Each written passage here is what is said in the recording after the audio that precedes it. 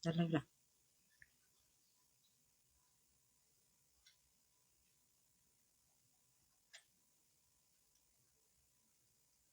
Masya Allah.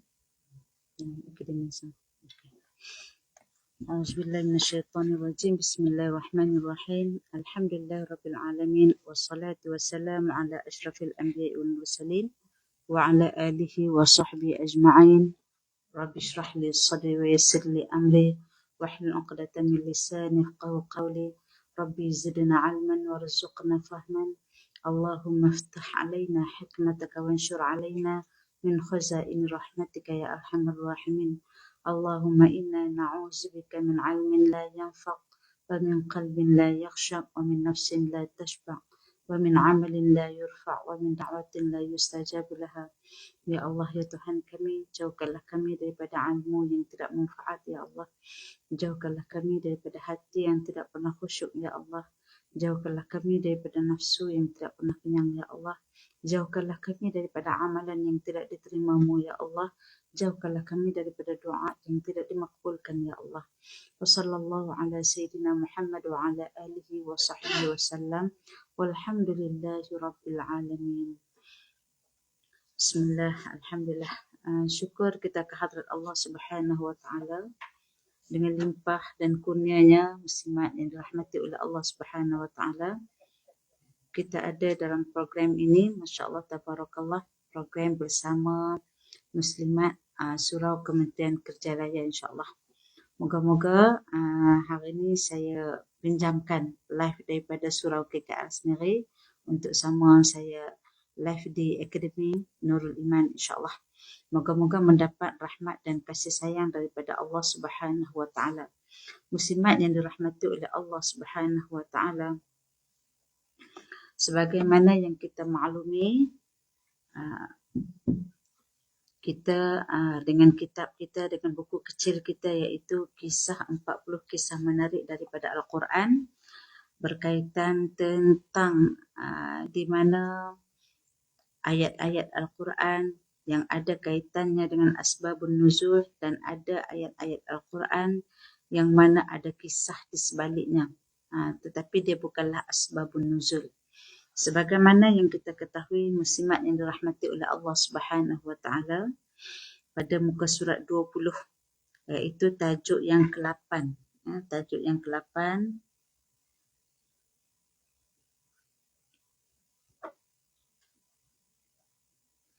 tajuk yang ke-8 iaitu aku hanya memiliki kain sarung ini. Rupa-rupanya tajuk yang ke-8 ini, muslimat yang dirahmati oleh Allah, merupakan kisah daripada satu hadis, di mana berlaku, nanti kita akan baca dalam kisah ni, berlaku kepada seorang lelaki yang ingin menikah. Okey, dengan ayat ini, Masya Allah, Tabarakallah, muslimat yang dirahmati oleh Allah, dalam surah An-Nisa ayat yang ke-4. Boleh kalau muslimat yang tidak ada buku tersebut, boleh sama-sama kita cek dalam handphone kita, buka Al-Quran, buka surah An-Nisa ayat yang ke-4.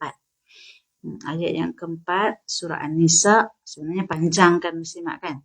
Jadi kita baca, saya baca pada mafhumnya saja sampai dekat ayat yang berkaitan tentang maksudnya. Bismillahirrahmanirrahim. Dan berikanlah kepada perempuan-perempuan itu mas kawin mereka sebagai pemberian yang wajib. Kemudian jika mereka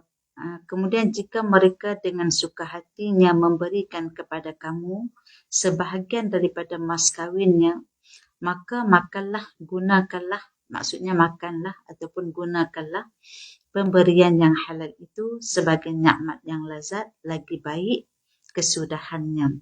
Masya Allah, Tabarakallah.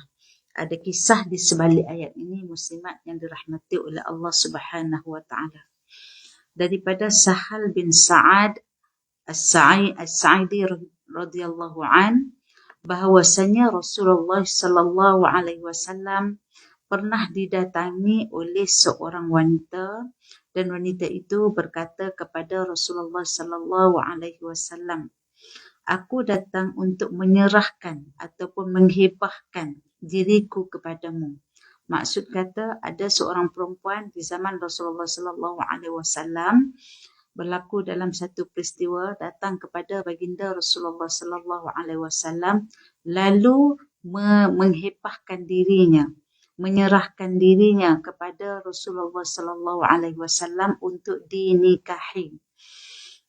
Maka muslimat yang dirahmati oleh Allah Subhanahu wa taala, kalau kita tengok di sini menjawab satu persoalan kepada kita. Boleh tak Ustazah, saya nak minang laki. Macam itulah lebih kurang kan. Nak semawa diri ni dekat lelaki. Masya Allah tabarakallah.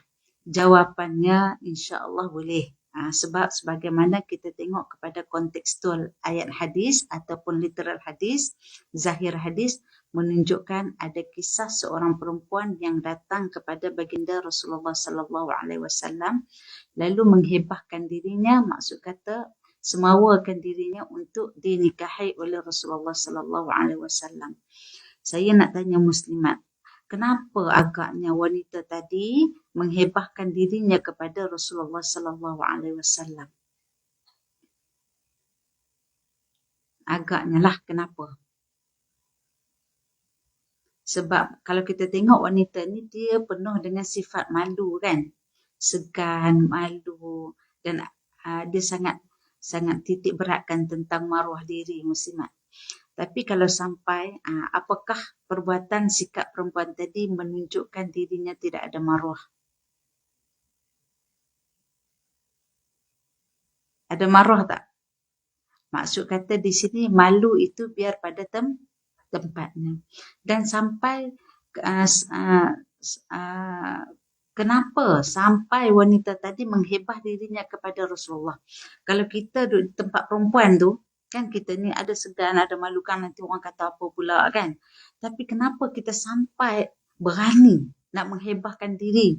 Macam tu juga berlaku pada wanita tadi. Kenapa sampai wanita itu menghibahkan dirinya kepada Rasulullah? Kalau kita letak tempat kita pada wanita tadi itu, apakah yang menyebabkan kita sampai sanggup menghibah untuk semawa diri kita untuk dinikahi? Sebab apa? Sebab pastilah orang yang kita sampai sanggup kita serahkan diri kita untuk dinikahi ataupun kita semawa diri kita, offer diri kita untuk dinikahi, bukan untuk diselingkuhi. Maksud kata situ untuk dinikahi secara halal, pasti ada karakter, ciri-ciri lelaki yang kita serah diri itu adalah lelaki, first kali adalah lelaki yang soleh. Bukan sekadar soleh. Rasulullah sallallahu alaihi wasallam akhlaknya khuluqul Quran. Akhlak Rasulullah adalah Al-Quran. Allahu Akbar. Apa yang Al-Quran kata, apa yang Al-Quran larang, semuanya diikuti oleh Rasulullah sallallahu alaihi wasallam.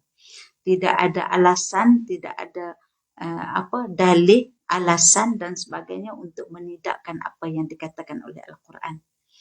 Sebab Rasulullah adalah manusia yang sangat bertanggungjawab.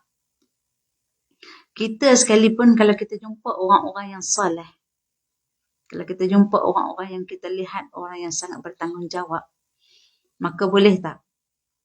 Sanggup tak kita semua-semua akak yang kat dalam ni semua dah kahwin dah. Nanti saya cerita. Dia rentetan dah.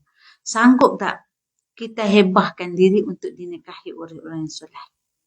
Akhir zaman ni kak muslimat nak cari lelaki soleh susah. Kalau dapat suami soleh, jangan duk cerita dalam Facebook. Jangan duk war-warkan suami aku soleh, suami aku baik, nanti orang lain teringin. Sembunyilah. Biar soleh tu kita je yang nampak. Kita je yang tahu. Kalau duk canang suami aku soleh, semua orang teringin nanti. Bahaya tu. Jadi akhir zaman ni sebab susah nak jumpa suami yang soleh, susah sangat. Jadi kalau kita lihat, boleh tak kita hebahkan diri kita untuk dinikahi oleh lelaki-lelaki yang soleh? Boleh tak? Kalau ikut hadis ni boleh tak? Boleh. Macam mana Ustazah? Malu nak semawa diri apa semua. Zaman sekarang ni orang perempuan ni bukan malu pun. Betul tak? Yang berlaku kepada Sayyidatina Khadijah pun sama. Yang berlaku kepada wanita ini pun sama, iaitu offer diri untuk dinikahi kerana Rasulullah sallallahu alaihi wasallam, masya-Allah, tabarakallah, adalah bukan sekadar lelaki yang saleh tetapi khatamul anbiya, nabi, ya, penutup bagi nabi-nabi yang lain. Orang yang sangat bertanggungjawab, orang yang membawa kita daripada kegelapan kepada nur ilallah. Masya Allah, tabarakallah. Wanita tadi tidak direndahkan. Tidak dihina kerana apa? Kerana menghebahkan dirinya, tidak dihina. Kalau kita hari ini ada rentetan, ada cara yang boleh kita ikut sebagaimana Sayyidatina Khadijah guna. Hantar utusan. Kalau kita mak ayah, bagi tahu dekat mak ayah tu, tolong offer diri dia. Perkara ni pernah berlaku juga kepada saya. Di mana bapa saya ni, kalau dia suka kepada anak-anak murid dia tahu anak murid dia macam mana, bagaimana, maka dia akan semawa untuk dijadikan sebagai menantu. Kalau nak tunggu orang masuk Minang, pakai dak lah. Orang takut nak masuk sebab anak tunggu. Bukan sebab anak dia, tapi sebab ayah tu. Anak dia tu biasa je. Tak ada makna pun kan. Tapi sebab bapaknya. Masya Allah, tabarakallah. Tapi bila dia nak tunggu, melainkan di semawa, di offer. Macam tu juga wanita tadi. Kalau aku nak tunggu Rasulullah Minang, pakai dak lah. Betul tak? Boleh tak kita semawa diri? Boleh. Tapi ikutlah prosedur-prosedur yang dibenarkan. Ikutlah tata cara ataupun adat yang sebaiknya. Hantar orang tua-tua, hantar orang yang berautoriti untuk menjadi mewakili daripada pihak kita. Itu istilah orang tua-tua dulu dipanggil apa? Pergi cari timba. Bukan timba yang cari pergi cari timba. Salah tak? Kalau di segi adat tu nampak macam tak kena. Sebab apa? Pergi tu bila dia nak berjalan cari timba.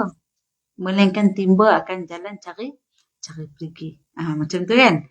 Tapi Masya Allah, tabarakallah, tidak salahnya pada adat dan uruf kalau adat itu bertepatan dengan syariat. InsyaAllah. Boleh ingat no? Okey. Satu sudut. Kemudian Rasulullah sallallahu alaihi wasallam pernah didatangi oleh seorang wanita, maka wanita itu berkata, "Wahai Rasulullah, aku datang untuk menyerahkan ataupun hebahkan diriku kepadamu." Telus saja ayat tu. Tak ada dah kono-kono kod lain, tak ada mukadimah kod lain, tak ada apa kita kata pakai surat menyurat ke, tak ada, telus saja. Masya-Allah, tabarakallah. Sesungguhnya wanita tadi memang mahukan keberkatan, mahukan kebaikan daripada baginda Rasulullah sallallahu alaihi wasallam. Kemudian lalu Nabi memandang ke atas dan ke bawah. Nabi melihat wanita tadi ke atas dan ke bawah, menunjukkan bahawa salah satu kecenderungan untuk seseorang itu melangsungkan pernikahan dibolehkan untuk melihat, merisik melihat wajah wanita yang untuk dinikahi. Wanita pun boleh nak tengok bakal suami dia. Ni suami aku muka macam mana, apakah seperti mana yang aku impikan. Lebih kurang macam tu lah kan. Kita semua kalau sebut semua, tak ada seorang tak nak handsome. Semua nak suami yang sedap mata memandang. Tapi handsome dan cantik itu subjektif. Boleh jadi kita tak suka, orang yang nak nikah tu dia suka. Kita tak suka sawo matang, tapi kawan tu suka sawo matang. Kita pula tak suka putih melepak. Orang lelaki putih melepak ni, Masya Allah, tabarakallah, kita nak macam Khalid Al-Walid. Ada bekas-bekas pedang, libasan pedang di badan kau kan. Kita nak yang jenis macam tu. Nampak juga kelakian tu. Tiba-tiba datang yang putih melepak pula dah. Allahu Akbar, seriau kita. Tapi ada setengah orang dia tak suka suami yang putih, yang hitam, nak suami yang putih melepak. Itu maksudnya cantik dan handsome itu satu perkara yang sangat subjektif. Mengikut mata masing-masing. Jadi dibolehkan apabila seseorang itu kecenderungan untuk menikah, maka dibolehkan ia untuk melihat. Berdasarkan hadis ini, Rasulullah melihat wanita tadi daripada atas ke bawah, bawah ke atas. Maka apakah itu memberi satu kecenderungan sama ada hendak meneruskan pernikahan ataupun tidak. Kan banyak lagi pendapat-pendapat kata boleh tengok. Yang paling pelik sekali ada pendapat paling pelik kita boleh tengok betis wanita. Itu yang pendapat-pendapat pelik lah, kita tak payah pegang lah dalam mazhab Syafi'i, sekadar muka dan tapak tangan. Itu dah memadai. Sebab daripada muka ni menunjukkan kecantikan yang lain juga. Menunjukkan keutamaan bagi anggota-anggota yang lain. Boleh faham macam tu lah. Boleh tak tengok? Untuk orang yang cenderung untuk menikah, boleh tak? Boleh melihat, insya-Allah. Perempuan pun boleh melihat laki tersebut, laki pun boleh melihat perempuan tersebut. Dalam hadis yang lain dikisahkan ada seorang perempuan yang lalu boleh, saya tengok mafhumnya, boleh dia kita kata mengintai, tengok kecenderungan keadaan perempuan tu apakah dia berminat untuk berkahwin. Tapi salah lah kalau setakat kita nak hantar gambar IC ke, gambar yang biasa-biasa. Jangan gambar pusing yang bagai pula. Gambar yang boleh menimbulkan fitnah sama ada pada pihak laki ataupun pihak perempuan dan sebagainya. Itu bukan menambahkan kepada kecenderungan, tetapi menambahkan kepada kemaksiatan. Bimbang jodoh yang nak jadi elok nanti jadi tak berkat. Boleh buat cara elok, insya-Allah. Kemudian Nabi terus duduk. Setelah perempuan itu menyadari Nabi seolah-olah tidak memperkenankan permintaannya, maka perempuan itu pun terus duduk. Tak jadi meroyan ke apa tak.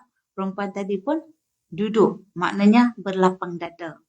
Rasulullah SAW menunjukkan tingkah tak berkenan Nabi dengan cara Nabi tidak mengiyakan, tidak pula menolak, tapi Nabi terus duduk. Allahu Akbar. Lalu berdiri pula seorang lelaki. Masya Allah, tabarakallah. Berdiri seorang lelaki di kalangan sahabat Nabi dan bersuara, "Wahai Rasulullah, andai kamu tidak berhajat kepadanya, maka kahwinkanlah ia denganku." Maksud di sini muslimat, kalau kita lihat daripada satu sudut yang lain, sudut yang positifnya, bukan bererti perempuan itu tidak baik lalu Rasulullah menolak. Contohnya begini, bila Rasulullah duduk, maka disambut pula oleh sahabat Nabi yang lain. Menunjukkan perempuan ini bukan tidak baik. Namun barangkali tidak sesuai. Macam tu juga dengan kita. Kita nak yang baik. Kalau kita nak cari lelaki yang baik, yang kita pilih tu tiba-tiba tak ada dalam istikharah kita. Istikharah tak nampak-nampak ni. Tak dimudahkan ke arah tu. Tak dimudahkan. Ada 3 lelaki yang kita pilih. 3 tu semua baik. Dan kita tidak ada kecenderungan daripada yang 3 tu. Yang mana pun tak ada. Lalu kita istikharah untuk lelaki yang pertama. Tiba-tiba tak ada jalan. Padahal dia baik. Bila tak ada jalan, jangan pula kita mengatakan lelaki tadi tak baik. Ini sebab dia buat something ni. Maksudnya macam tu. Dia buat something lalu Allah Ta'ala tolak dia untuk aku. Tak, bukan. Bukan bererti tiada jodoh dengan kita, bukan bererti dia tidak baik. Tetapi barangkali orang yang baik macam dia, Allah Ta'ala dah tentukan jodoh untuk dia. Macam tu kita kena faham lah. Kemudian untuk lelaki yang kedua pula kita istikharah pun sama juga. Jangan kata dia tak baik. Main-main yang ketiga ni tiba-tiba Allah lorongkan. Lalu kita kata, oh dia ni baik tu, soleh tu, sebab tu Allah Ta'ala beri kat kita. Tak. Barangkali 3 ni semua baik.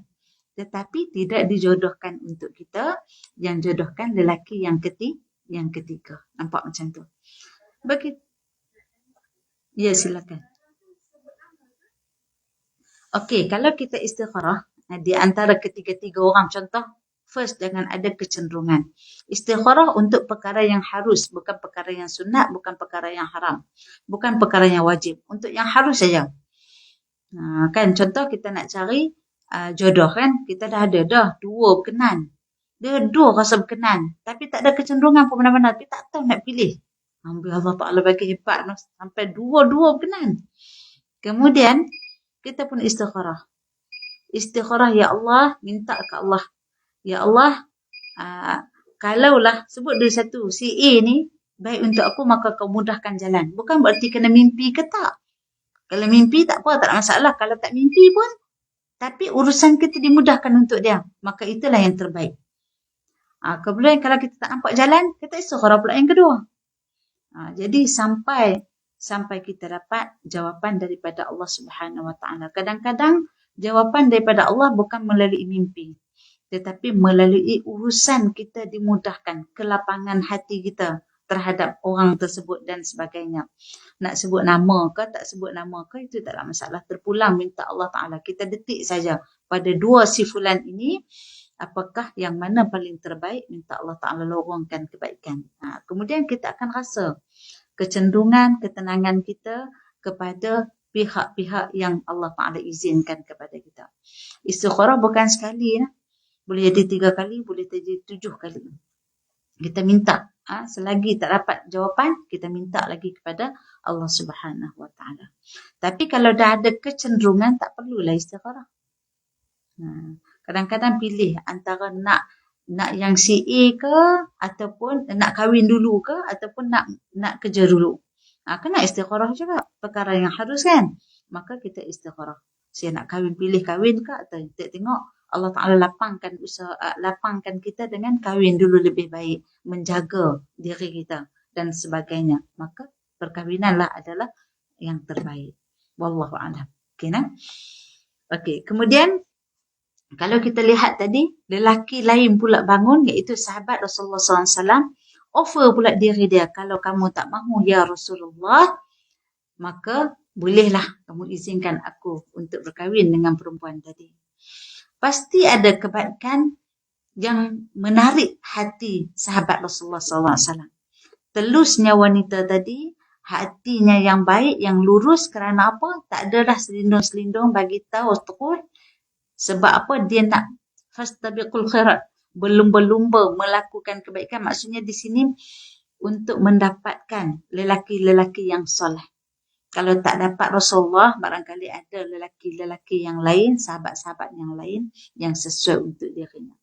Kalau kita lihat di situ, seolah-olah begitulah keadaannya, sebab tempat meminta kepada Rasulullah SAW tu bukan waktu Rasulullah duduk berdua-duaan ataupun duduk seorang-seorang, tak, tapi dalam suasana majlis. Suasana majlis yang ada Rasulullah, pasti ada sahabat-sahabat yang soleh. Pasti ada lelaki-lelaki yang soleh. Betul tak? Macam baru ni. Tular dalam Facebook. Adik-adik siswi ke, adik-adik apa yang buat sukarelawan yang belum ada jodoh. Pergilah tempat-tempat sukarelawan banjir. Bantulah barangkali ada jodoh di sana, dia kata. Sebab apa? Ramai je syabab-syabab ataupun pemuda-pemuda yang soleh yang turun membantu dengan tenaga, wang ringgit dan sebagainya. Mereka ini telah pun ada satu ciri-ciri tanggungjawab menolong orang di sana. Nampak tak? Jadi, mana nak tahu Allah Ta'ala nak bagi jodoh di situ? Maka carilah di tempat-tempat suasana-suasana yang soleh. Takkan masuk kelabing nak jumpa orang soleh. Jumpa tak agak-agak orang soleh dalam kelabing tu? Dalam kelab tu? Saya ada orang masuk dakwah. Setiap bulan orang masuk dakwah tu. Minggu ni dia dakwah, minggu depan dia dah join dah dengan diorang. Palanya sebelah tempat tu bukan mudah-mudah orang nak berdakwah. Orang yang betul-betul kental imannya. Tapi pada kebiasaannya, orang yang masuk untuk orang yang meminta tu dalam suasana, cari orang soleh tu dalam suasana majlis yang dihadiri oleh orang-orang yang soleh. Wallahu a'lam. Boleh macam tu. Okay. Allahu akbar, masya-Allah, tabarakallah. Orang azan ya. Rakaman.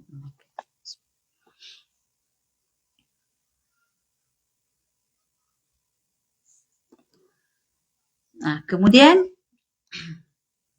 lantas Nabi bertanya, adakah kamu memiliki sesuatu untuk dijadikan sebagai mahar? Apa yang dimaksudkan dengan mahar ni, muslimat?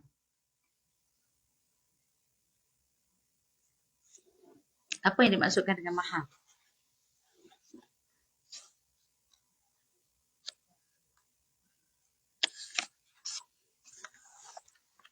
Seerti dengan mahar apa muslimat? Mas kawin. Seerti dengan mahar adalah mas kawin, bukan hantaran lah. Jangan faham mas kawin itu sebagai hantaran, no. Mas kawin adalah mahar, mahar adalah mas kawin. Okey, kalau kita tengok di sini, dalam ayat ini disebut, dan berikanlah kepada perempuan-perempuan itu mas kawin mereka sebagai pemberian yang wajib. Maksud pemberian yang wajib ni maksudnya, kalau kita tengok Al-Quran mengatakan mahar itu sebagai mas kawin disebut sebagai sadaqah ataupun sadaq. Yang disebut di sini, kalau kita tengok ambil daripada perkataan sidq, yang mana maksud sadaq ataupun sidq maksud dia benar. Kalau kita lihat di sebalik mas kawin tu ada satu tersirat satu falsafah yang mengatakan bahawa kebenaran ingin meneruskan perkahwinan. Maksudnya adanya mahar menjadi satu tanda aras kebenaran ingin meneruskan perkahwinan. Okey. Faham no? Dan menjadikan yang kedua, poin dia yang kedua, menjadikan isteri sebagai teman hidup. Sebahagian lelaki ada yang menjadikan kahwin itu sebagai suka-suka. Itu sebabnya kenapa disebut mas kahwin itu sebagai sadaq. Orang yang benar, orang yang memberi mas kahwin, mahar dan sebagainya itu nak menunjukkan salah satu komitmen yang tinggi kepada seorang isteri yang mana dia benar-benar ingin mengahwini perempuan itu sebagai satu teman hidup bagi dirinya, yang mana nak menjadikan matlamat perkahwinan dia sakinah, mawaddah, warahmah. Betul-betul nak menjadikan rumah tangga itu satu ketenangan bagi dia, yang dipenuhi dengan kasih sayang, yang mana setiap daripada perkahwinan itu namanya ibadah.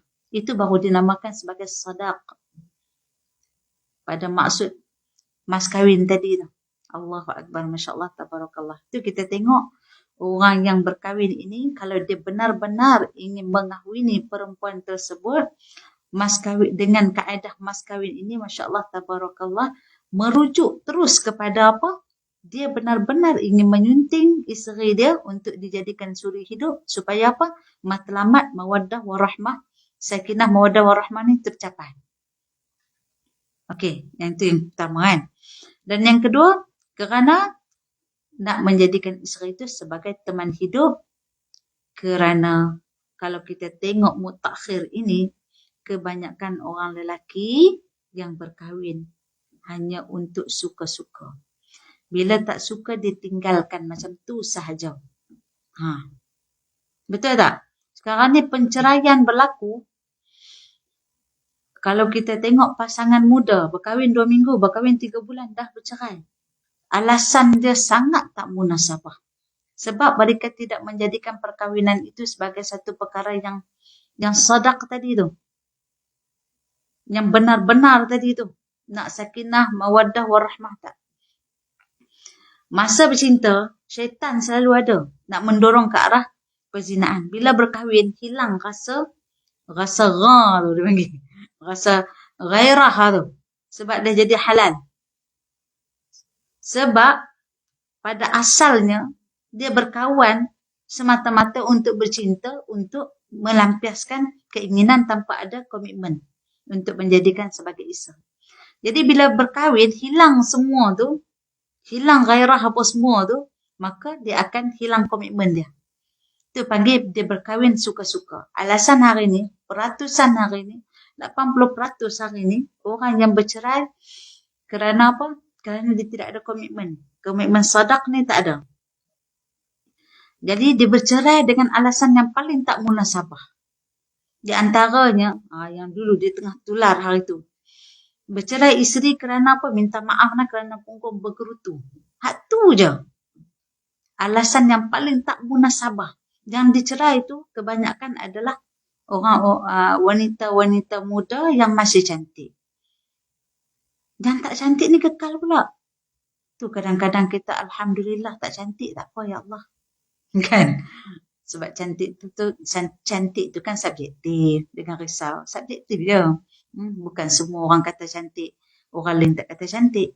Asalkan suami kata cantik, sudahlah kan. Jadi apa yang kita faham di sini, Masya Allah, tabarakallah, mas kahwin ni rupa-rupanya satu macam cap mohon lah. Mahar tu satu cap mohon menunjukkan komitmen yang benar-benar untuk menjadikan isteri itu sebagai suri hidupnya. Masya Allah, tabarakallah. Berbeza dengan lelaki yang berkahwin suka-suka. Rasa hilang dah kecantikan isteri dia, saiz S dulu, XS dulu dah tukar jadi saiz L, XL, terus ke atas, maka ditinggalkan. Itu maksud suka-suka. Yang menjadikan perkahwinan itu hanya kepada rupa saja. Kan Rasulullah SAW dalam satu hadis memberi gambaran kepada kita, orang ni biasanya dia berkahwin atas 4 perkara. Tunkihu li arba'. Kawinlah kamu menurut 4 perkara ini. Yang pertama, 5 liha. 5 liha kerana hartanya. Kemudian wali hisabiha kerana keturunan dia. Kemudian li jamaliha kerana kecantikannya. Dan akhir sekali lidiniha kerana agamanya. Maka Rasulullah SAW suruh pilih yang agama. Wanita yang kuat agamanya, sehingga Rasulullah kata taribat siyadak, maka kamu akan, kita kata tak ada apa dah lah, macam tu. Dia panggil istilah macam mana, taribat siyadak ni makna itulah yang terbaik lah kalau dapat pilih perempuan kerana agamanya. Dan kerana kebiasaannya orang pilih kerana antara 4 sebab ni lah. Kaya bonus, kan? Cantik paling utama sebab nak sedap mata memandang. Tapi sampai waktu usia tua tak sedap jugalah. Ya, tapi terima redha lah kan. Lepas tu kerana keturunan. Orang cari kerana keturunan yang baik-baik. Yang keempat ada kerana agama dia. Tapi Rasulullah kita utamakan yang agama tu. Yang agama itu adalah lebih baik. Itu dinukilkan dalam Al-Imam Nawawi dalam kitabnya. Masya Allah, tabarakallah. Jadi kita faham mas kahwin ini maksudnya kata satu pemberian yang wajib. Disebut dalam ayat tadi disebut nihlah. Saduqatihinna nihlah. Apa maksud nihlah di sini? Yang dikatakan nihlah ni pemberian yang wajib, yang mana pemberian ini tidak boleh diambil balik oleh si suami. Ini banyak perbincangan fiqh lah. Tak boleh ambil oleh si suami. Aku bagi, masa majlis aku bagi, esok aku ambil. Macam tu. Dia ada pengecualian dia. Apabila dibenarkan oleh isteri, maka suami tadi boleh makan. Kemudian kalau kita lihat, mahar ini tidak ditentukan berapa banyak nak diberikan. Minta maaf kakak-kakak yang datang lambat tu nak sebut mahar mas kahwin tak sama dengan hantaran. Mahar mas kahwin lain, hantaran lain. Maksud mahar dengan mas kahwin ini tidak ditentukan berapa bayaran. Kalau nak bayar mahar kepada seseorang, maksud kata sebagai bakal isteri, maka ada kadang-kadang yang dia tak tahu nak bagi berapa. Perempuan tadi pun tak menetapkan berapa. Maka boleh panggil mahar misal. Mahar misal ni maksud kata tengok yang semasa. Yang semasa tu maksud dia kata hari ni kebanyakan orang bayar mahar berapa? 300, RM3, RM30, RM333, 30 sen tunai, contoh kan. Maka itu dipanggil mahar misal ataupun semasa. Ataupun boleh merujuk kepada mak saudara dia dulu, adik dia dulu, kakak dia dulu. Macam mana dia orang bayaran mahal bagi mereka? Maksudnya kata yang memudahkan bagi mereka. Nanti saya baca, saya akan terangkan. Macam mana kita nak faham kaedah nak bayar mahal ini. Masya Allah, tabarakallah. Jadi, seterusnya, lelaki tadi pun menjawab. Bila Rasulullah suruh bagi mahal, sebab mahal itu satu kewajipan yang mesti diserahkan kepada isteri. Mahar itu menunjukkan sadaq ataupun sidq ataupun benar-benar ingin menyunting isterinya, perempuan tadi menjadikan sebagai suri hati ataupun suri rumah tangganya kerana matlamatnya sakinah, mawaddah, warahmah.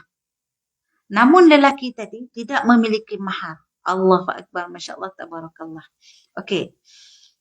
Maka lelaki tadi pun menjawab, tidak ada wahai Rasulullah sallallahu alaihi wasallam.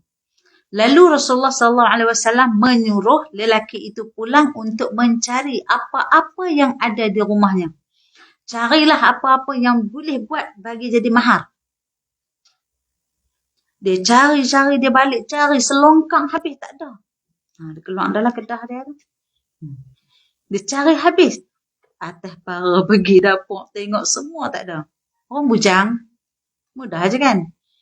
Lepas tu, kembali pula kepada Rasulullah SAW. Maka dia katakan, tidak ada apa-apa wahai Rasulullah. Akhirnya Rasulullah kata, pulanglah. Dan berilah mahar. Nak menunjukkan sungguhnya, mestinya, wajibnya mahar itu diberikan. Rasulullah suruh cari lagi. Maka, sekalipun Rasulullah kata, walaupun dengan hanya sebentuk cincin besi. Maksudnya, mahar itu adalah sesuatu yang bernilai. Yang tak bernilai banyak. Tetapi yang bernilai. Boleh faham tak? Maksud yang bernilainya macam mana? Maksud yang bernilai ini yang boleh dimanfaatkan. Yang boleh dimanfaatkan. Muslimat yang dirahmati oleh Allah Subhanahu wa taala. Kalau kita tengok hukum fiqh yang dimaksudkan dengan mahar yang bernilai yang boleh dimanfaatkan ini, ada beberapa yang saya sebut tadi sebagai mahar dalam bentuk wang tunai contohnya. Zaman Rasulullah sallallahu alaihi wasallam, mahar Rasulullah kepada para isteri tinggi. Ada yang beratus dinar ada. 1 dinar agak-agak berapa? 1 dinar. Takkan tak pernah masuk public gold kot ni. Tak berani nak meneka. 1,000 lebih. Ada yang ratusan dinar Rasulullah bayar. Agak-agak berapa? 1 dinar 1,000 lebih, 1,200 ataupun 300 kan. Kalau ratusan dinar kali tengok. Nak menyamai sebiji buah rumah. Allahu Akbar. Masya Allah. Itu kita aisar, yang mudah. Mahar yang memudahkan kedua belah pihak. Rasulullah boleh bagi banyak tu mengikut kemampuan kita nak bagi mahar ini. Tetapi mestilah yang bernilai. Jangan pergi ambil guni ni lama dah duduk simpan tak guna. Bagilah sebagai mahar. Tak boleh jadi macam tu. Sebab tu Rasulullah suruh cari juga walaupun sebentuk cincin besi. Sebab barangkali cincin besi itu bernilai pada ketika itu. Nanti kita sebut ada di bawahnya lagi. Katanya lelaki itu pun pulang dan datang kembali jumpa dengan Rasulullah. Dia kata apa? Ya Rasulullah, demi Allah tak ada sesuatu pun wahai Rasulullah. Melainkan kain ini. Aku jadikan sebagai mahar. Kain cukin dia tu. Lebih kurang macam tu lah. Kain pelikat yang duk pakai hari-hari tu. Lebih kurang macam tu lah. Tak ada apa langsung. Melainkan kain ini. Bernilai tak kain tu? Dia duk pakai hari-hari. Tak ada manfaat pun bagi perempuan tu. Kalau kata macam tu. Nak kena basuh lagi ada. Lebih kurang macam tu lah. Sehingga kan Rasulullah SAW mengatakan di sini. Sudah pasti aku tidak memiliki apa-apa lagi, kata lelaki itu. Lalu lelaki itu pun duduk dalam tempoh yang agak lama. Nabi, lalu Nabi menjemputnya untuk duduk di samping Nabi dan bersabda, adakah kamu menghafal Al-Quran? Allahu Akbar, Masya Allah, Tabarakallah. Pantas lelaki itu menjawab, ya. Lalu dia membilang surah-surah yang dihafaznya. Maka Nabi bersabda, jika begitu aku nikahkan engkau, kamu dengannya bermaharkan surah-surah yang telah kamu hafal itu. Masya Allah, Tabarakallah, muslimat yang dirahmati oleh Allah. Zaman Rasulullah Sallallahu Alaihi Wasallam sangat perlu kepada orang yang menghafal Al-Quran. Sangat perlu kepada guru-guru yang mengajarkan Al-Quran. Maka mahar Al-Quran itu, hafazan Al-Quran itu sangat bernilai pada ketika itu untuk dimanfaatkan oleh sang isteri. Yaitu bila dia mahar itu sebagai Al-Quran itu sebagai mahar, hafazan Al-Quran dengan surah-surah sekian-sekian itu sebagai mahar pada ketika itu sangat bermanfaat bagi isteri yang ketika itu mungkin baru mengenali Islam juga. Dan sangat perlu untuk mencari guru Al-Quran dan menjadikan suami itu dengan mahar tersebut sangat bernilai baginya. Maka dengan sebab itulah dia boleh menjadikan mahar Al-Quran itu sebagai mahar yang wajib ketika itu. Kalau hari ini pakat-pakat dah boleh baca Al-Quran, kena carilah yang lain. Bukan tak bernilai Al-Quran tu. Tapi si isteri tu dah pandai baca Quran pun. Jadi tanggungjawab lain pula untuk mencari. Jangan jadikan sebagai alasan kemampuan di segi kewangan, kemampuan di segi segala-gala harta benda. Tiba-tiba mahal tak nak bagi, cukuplah dengan apa yang aku hafal 3 qul. Itu tak kena gaya lah, tak meletakkan pada tempatnya dengan sebaiknya. Dan mahar ini sebenarnya boleh, kita nak bagi faham, boleh memudahkan kedua-dua belah pihak. Kalau zaman Arab Jahiliyah dulu, mereka menjadikan mahar itu, muslimat yang dirahmati oleh Allah, ada 2 benda yang mereka lakukan kepada wanita. Satu perkara, mereka jadikan wanita-wanita yang mereka kahwini kalau daripada kaum kerabat yang dekat dalam keluarga mereka macam sepupu sepapat, mereka tak bagi sebarang mahar.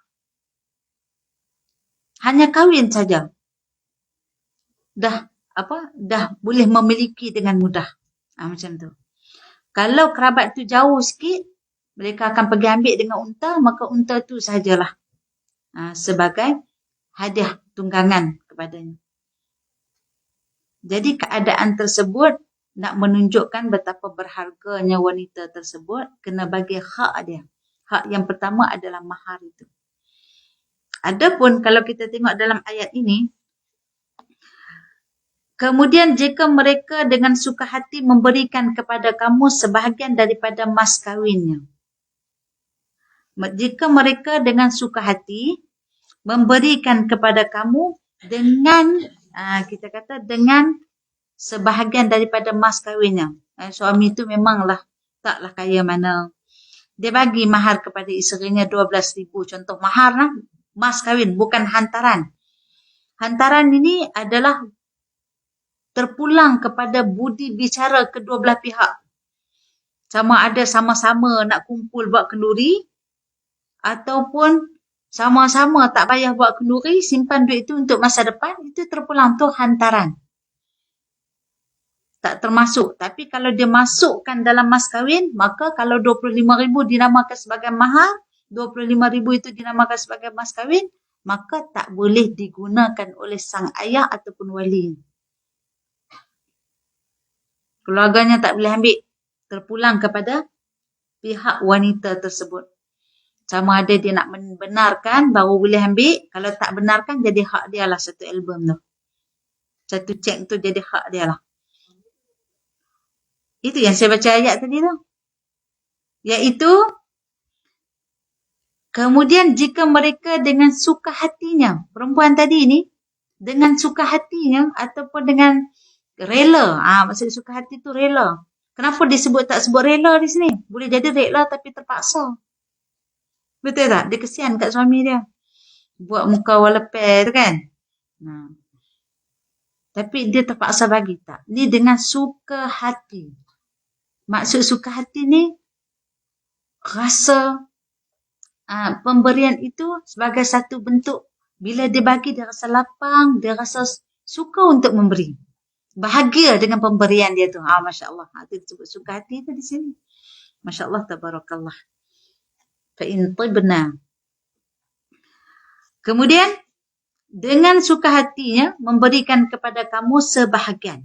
Maksud di sini, memberikan kepada kamu sebahagian daripada mas kawinnya untuk mengikat hubungan kemesraan antara kedua-dua belah pihak. Maksud dia, matlamat dia ni, kalau diberi, bermaksud sama-sama nak bahagia. Dia tak seronok seorang-seorang. 25,000 tu, abang tak boleh sentuh. Tu saya nak beli emas. Saya nak simpan sebagai pelaburan masa depan. Boleh tak isteri cakap macam tu? Boleh. Suami pun tengoklah, meleleh kat mata, meleleh kat liang. Dia nak buat apa? Sebab dia tak boleh buat apa. Tapi kalau isteri kata, tak apa abang, saya bagi dekat abang 10,000. Tinggal dekat saya 15,000, tak apa. Sebab saya bagi ni, sebab saya rasa bahagia hidup bersama-sama dengan abang. Rasa berterima kasih kerana abang seorang je dalam dunia ni yang sudi sunting saya. Kalau tidak, tak tahulah, belum tentulah saya ni. Kahwin ke tak, wallahu'alam. Macam tu lah, lebih kurang kan. Sebab apa disebut di sini? Semata-mata untuk mengikat kemesraan di antara dua suami isteri. Dalam hadis yang lain, orang sebut, Rasulullah SAW bersabda, tahadu tahabu. Saling memberi hadiah itu boleh mengikatkan kasih sayang. Bila ada pemberian yang bersifat hadiah, boleh menghantar kemesraan dan kebahagiaan dalam hati masing-masing. Kita bagi dekat kawan kita hadiah, walaupun nilai dia RM10, kawan kita seronok tak? Apa hadiah RM10 sekarang? Mak, RM10 kan?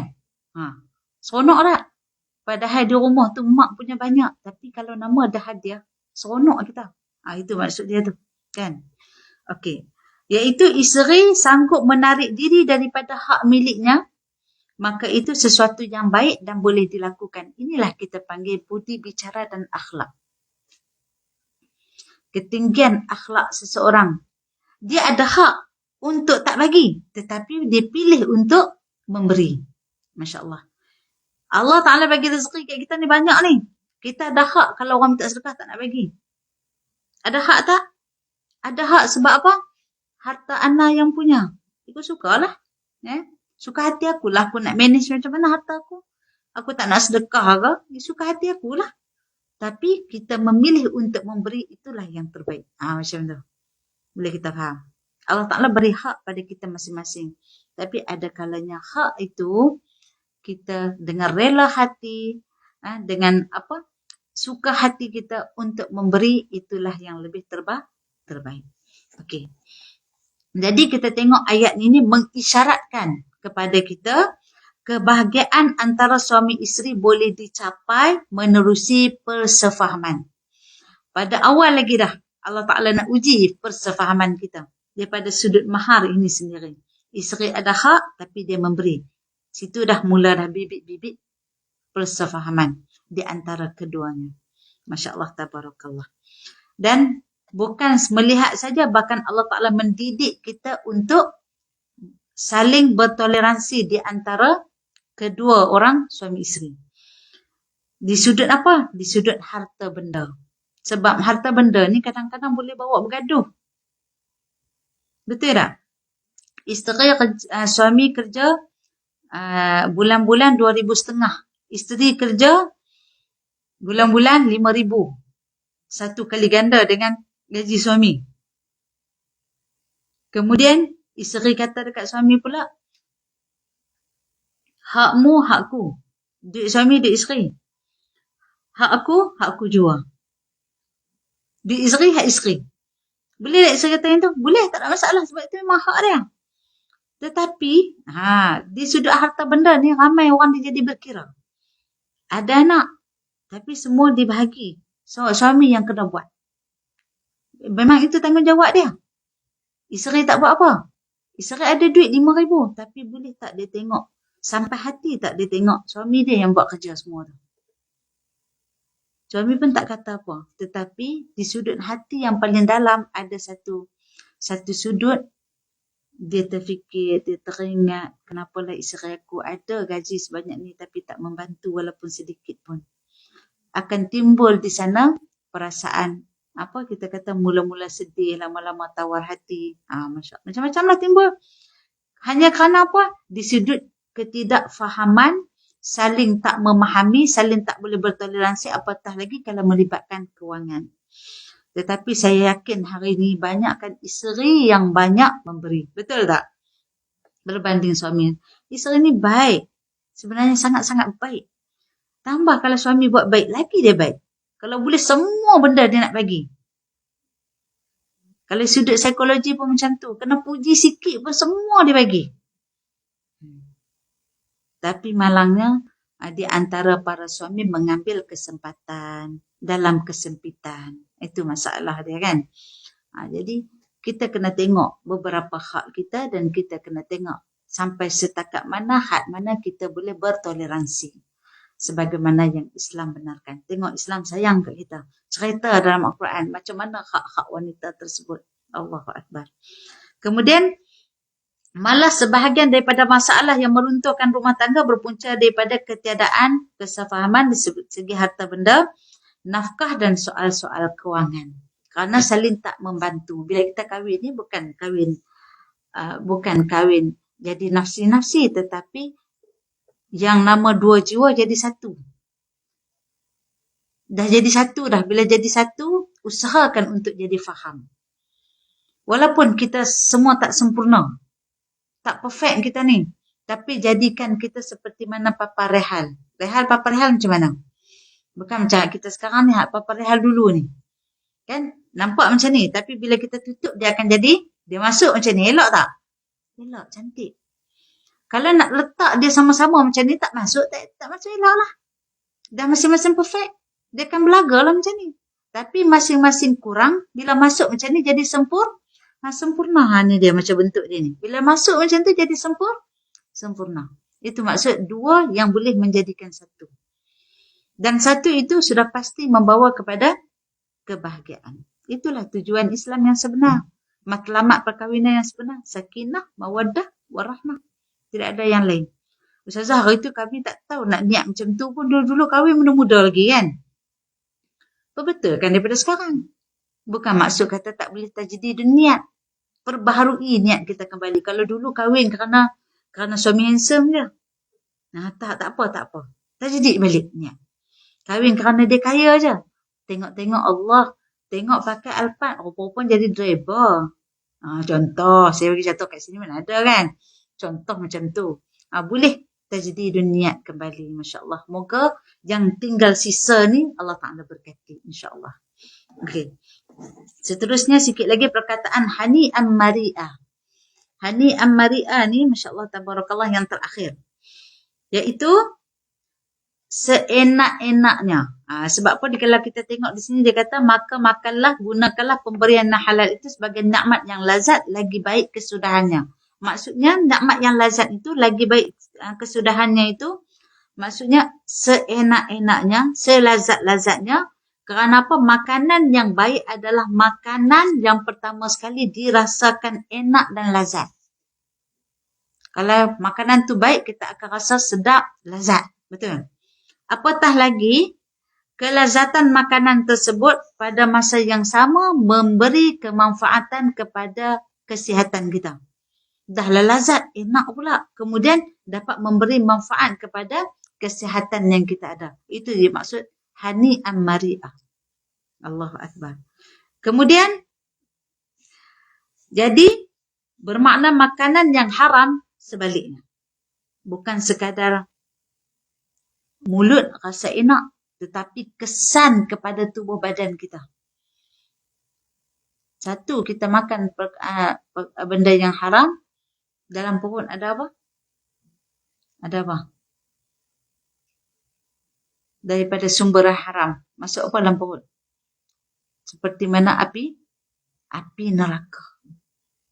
Sebahagian telah masuk dalam tubuh badan kita. Allah. Itu memberi kemanfaatan ke memberi kemudaratan? memberi kemudaratan. Sekarang ni kita tak kata, kita akan cari sehalal-halalnya, kita tengok logo pada makanan, logo di kedai, kita tengok detail sungguh. Tapi kita terlupa kepada sumber apa yang kita makan, apakah daripada sumber yang halal. Maksud kata yang kita bayar tu, yang kita guna wang ringgit kita tu, sumber dia, itu juga dikira sebagai sumber yang sama ada kesan kepada tubuh badan kita ataupun tidak. Jadi makan yang dimaksud dalam ayat ini meliputi sesuatu tujuan, iaitu pengambilan makanan asalkan baik dan dengan suci hati. Ada juga orang dia terpikat dengan makanan-makanan yang ni, kalau orang tasawuf dia tak buat kerja macam ni. Ada contoh lah, kita kata, saya beri satu contoh lah. Nasi goreng neraka. Ada, kalau di Indonesia ada. Nasi goreng yang terbaru viral. Nasi goreng apa? Pocong ke apa tak? Kalau orang yang ni dia tak makan macam tu. Orang tasawuf, orang yang nak jaga hati dia, dia tak makan macam tu. Sebab boleh menggambarkan kepribadian dalam urusan kita seharian. Contoh, ada seorang lelaki zaman Rasulullah SAW. Sebelum tu Rasulullah pernah mengadakan perjanjian Sulh Hudaibiyah. Banyak sangat prosedur dan sebagainya sehingga gagal. Untuk kali yang kedua, ada utusan daripada pihak musyrikin namanya Suhail. Rasulullah pun berkata, kalau Suhail yang datang untuk uruskan perjanjian ni, insya-Allah akan mudah. Sebab apa? Sebab apa Rasulullah kata macam tu? Kawan tu orang musyrikin masa tu. Tapi oleh kerana namanya Suhail. Suhail tu maksudnya mudah. Maka asbab nama tersebut, tafaul dipanggil kan. Asbab nama tersebut, maka akan dimudahkan. Itu baru nama. Apa tak lagi pada nama? Contoh, apa racun? Segala-gala racun lah kan. Kita makan nama tu tersebut, walaupun dia tak racun, tetapi boleh membekas dalam diri kita. Mindset kita ni bahaya ni. Mi racun ni kita makan lah. Walhamdulillah. Hindarkanlah. Kalau nak jaga hati, nak jaga kemanfaatan tubuh badan kita, benda yang pelik-pelik, nama yang pelik-pelik, hindarkan.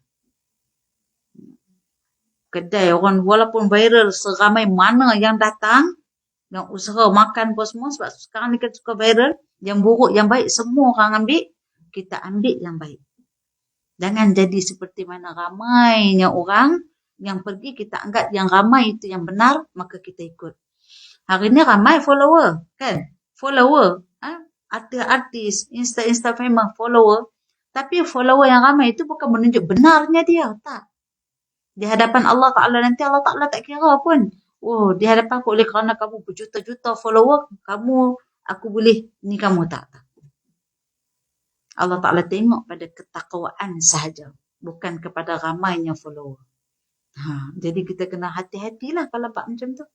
Nak cari pilih makanan, pilih yang baik, yang kalau kita makan boleh memberi manfaat kesihatan pada tubuh badan, di segi kehalalan dan sebagainya, insya-Allah. Jadi sampai di sini dulu. Akhir kalam, wabillahi taufiq wal hidayah. Wassalamualaikum warahmatullahi wabarakatuh.